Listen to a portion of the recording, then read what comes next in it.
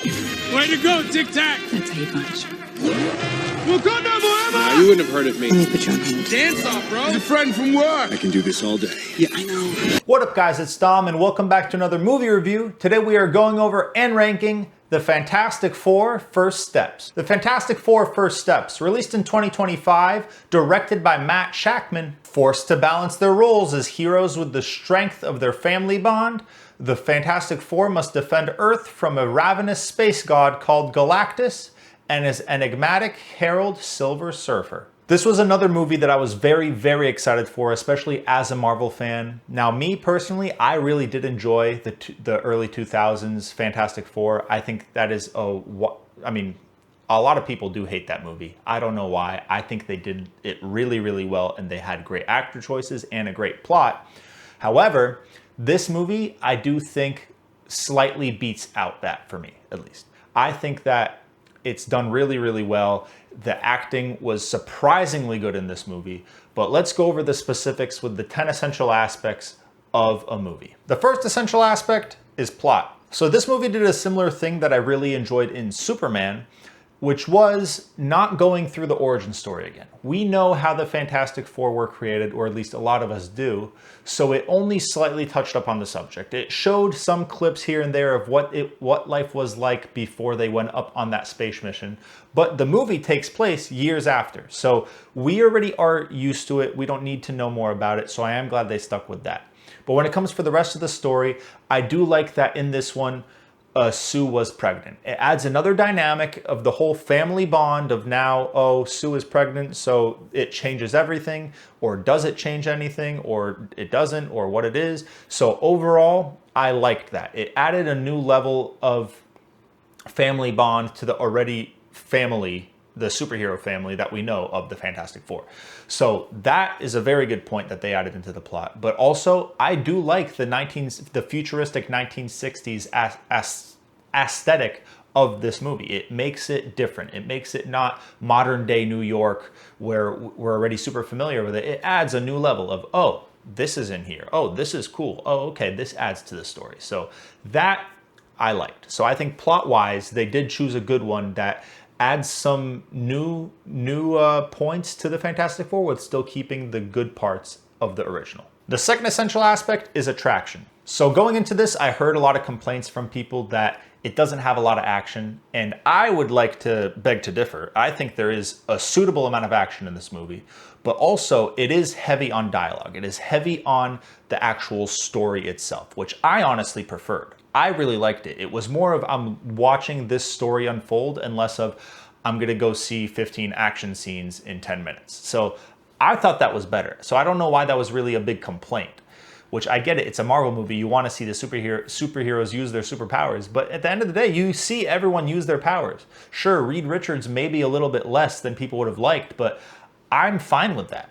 I know what his powers can do, and I'm glad they tried to, especially with him, because a lot of Marvel movies lately have been overly comedic and way unnecessarily comedic. And if Reed Richards turned his hand or turned his body into something super silly, that would have probably taken away a lot from the movie. It would have been way too comedic and unnecessary, and I'm glad they strayed away from it and just kept it to he stretches when he needs to. He doesn't make unnecessary construction tools to take out an enemy.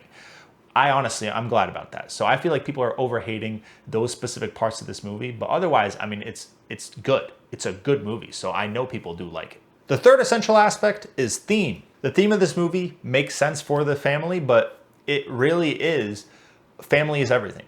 I mean, it's almost like they just take a theme of Fast and the Furious and threw it into this, but it makes sense.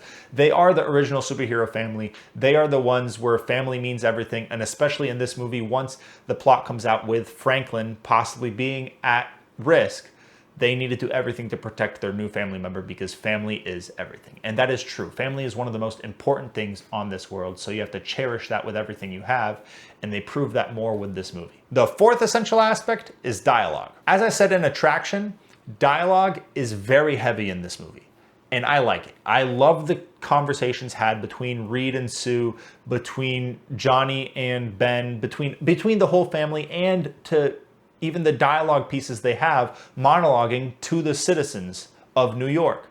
I think all the dialogue is really, really good, and everyone, especially since they had the writing right in front of them, but everyone did really well with actually giving monologues and giving dialogues that felt real, that had some emotion behind it, that got me more interested in the movie. So dialogue was really good with the main characters. I will say there were some side or backup characters that dialogue could have done slightly better or slightly less goofy, but for the most part, with the parts that counted, the dialogue was well done. The fifth essential aspect is acting. So similar to the dialogue, all the main characters, the acting was amazing.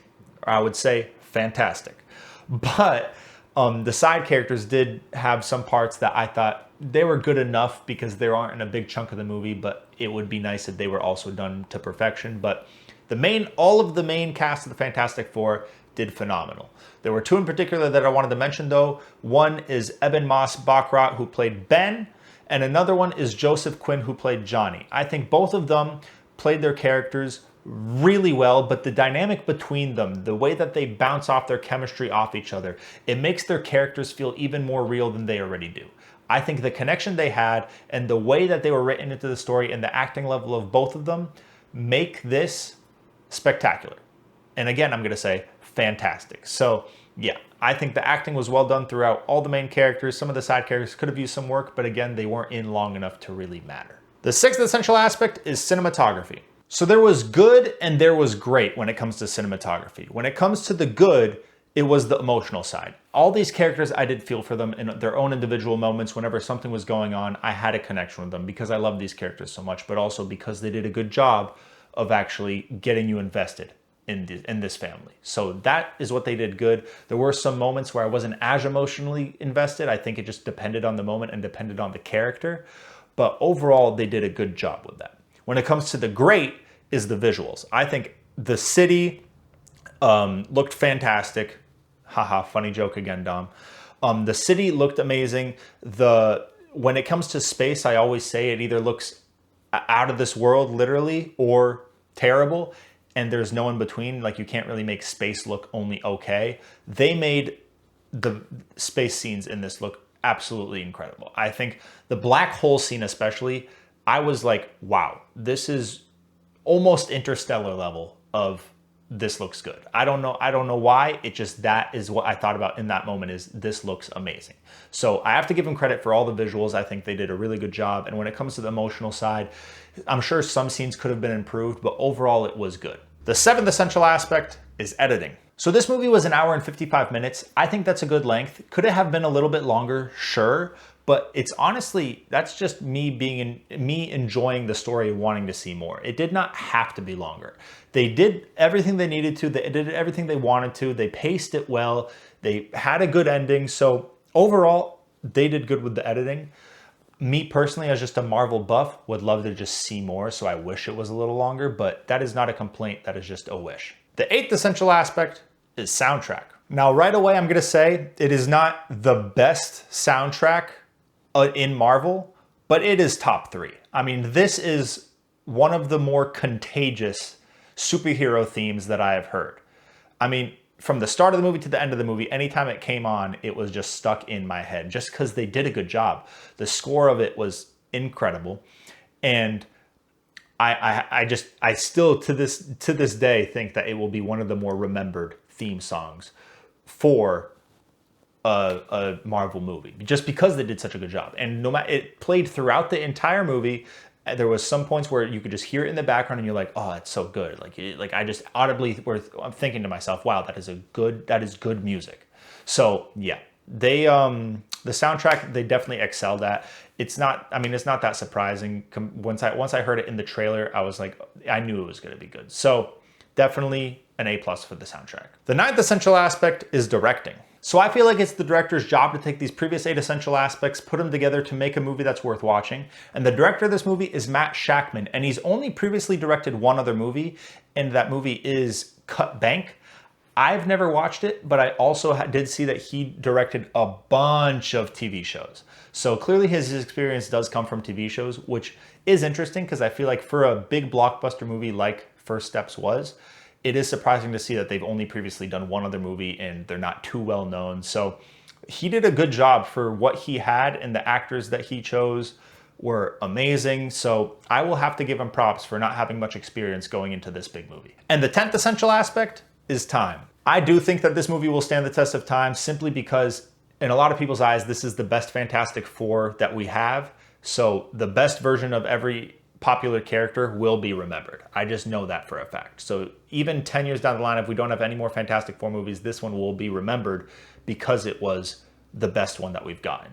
In a lot of people's eyes, at least. I still need to rewatch the old ones to really be convinced, but for now, I will say this is the best Fantastic Four that we have gotten. Now, on to the ratings. So, Rotten Tomatoes critics gave it an 87%, Rotten Tomatoes audience gave it a 93%, and IMDb gave it a 75%.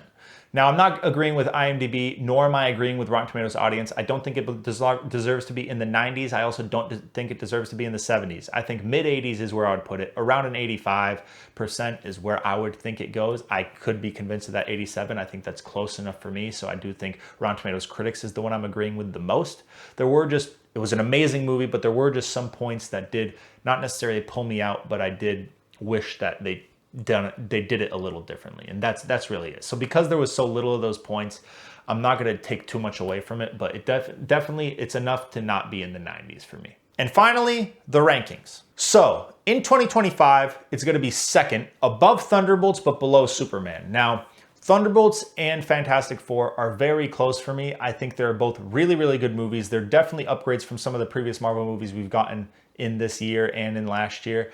I think that both are almost resemble a family of having a big group of heroes working together. And I just think the cast of Fantastic Four felt more like a team of superheroes, or at least a team of superpowered beings, compared to the Thunderbolts. Now, the Thunderbolts, amazing movie. The comedic level that they had is always going to be funny, and the intense story that they had is very memorable. I just think I found myself enjoying Fantastic Four a little bit more than I did Thunderbolts. And especially since I love Marvel, so both I'm going to enjoy. The fact is, I'm just enjoying the Fantastic Four a little bit more. And when it comes to why it's below Superman, I mean, Superman had nothing wrong with it, honestly. I can't think of something that I would not enjoy about Superman, while there is one, maybe two things that I can think of Fantastic Four. So to me, that was easier because it's really a difference of nothing wrong with one thing wrong. Like, it may be small, but it's big enough to make a clear choice.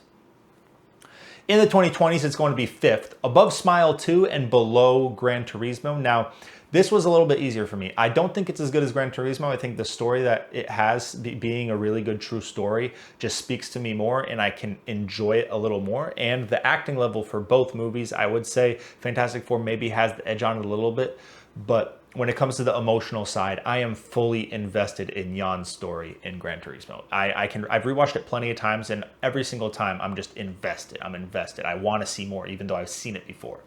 I can't always say that about a lot of superhero movies. It just depends on the one. Fantastic Four could be one of those. It is fantastic, as I always say, but I am going to give that edge to Gran Turismo. But I did put it above Smile 2 simply because it is way more rewatchable. Smile 2, I'm not going to rewatch ever unless I'm watching it with someone that hasn't watched it. Yes, it's really good. Yes, they did an amazing job with the cinematography and getting it to be actual scary, not just jump scares, but actually throughout the whole movie giving me that uneasy feeling that horror movies should give. But when it comes to movies overall, all time, I'm going to give the edge to the Fantastic Four. And in all time, it's going to be 19th, above My Cousin Vinny and below Goodfellas. Now, this for me was very difficult. It was very difficult to place this. It could have moved anywhere around. I just feel like it is better than My Cousin Vinny. I think it has a more interesting story with a little bit of better acting. That is an original, or My Cousin Vinny is an original movie. It's really interesting, and I do enjoy it. I do want to give the edge to Fantastic Four, not just because it is more interesting, but also it's newer. It has more to offer. It has better cinematography. It's overall a better movie. But I am putting it below Goodfellas just because Goodfellas has a story that is, sure, I have problems with it. I actually am not as high up with Goodfellas as a lot of people are, and I have gotten hate for it, but I really don't care. I personally, when I watched Goodfellas, I was lost in the last 30 minutes of the movie, I really just thought it was unnecessary. Not saying it wasn't good, I just don't think it was necessary. That's the big key thing here. Otherwise, I mean, I would have put Goodfellas lower. I just think that when it comes to the story of Goodfellas, there's a lot more layers and a lot more story to actually watch than Fantastic Four, which I think is the big key there, because the acting level is on par. The amount of story I would give to Goodfellas, the cinematography I would probably give to Fantastic Four. So it's just so close. So I just had to pick one. So I just decided for now, at least, Goodfellas will be above the Fantastic Four First Steps. That's all I have for the Fantastic Four First Steps. If you guys enjoyed this review, make sure to leave a like and subscribe, and make sure to comment what movie or TV show you want me to review next. If you want to see someone that does something very similar to me, check out my best friend, Mr. Majoritarian. He does the same exact thing I do, except he has 2 ongoing lists going on, one for cinematography and one for entertainment. So if that's something that you think might interest you, definitely go check him out. His link will always be in my description. And I hope you guys have an amazing night. Peace out.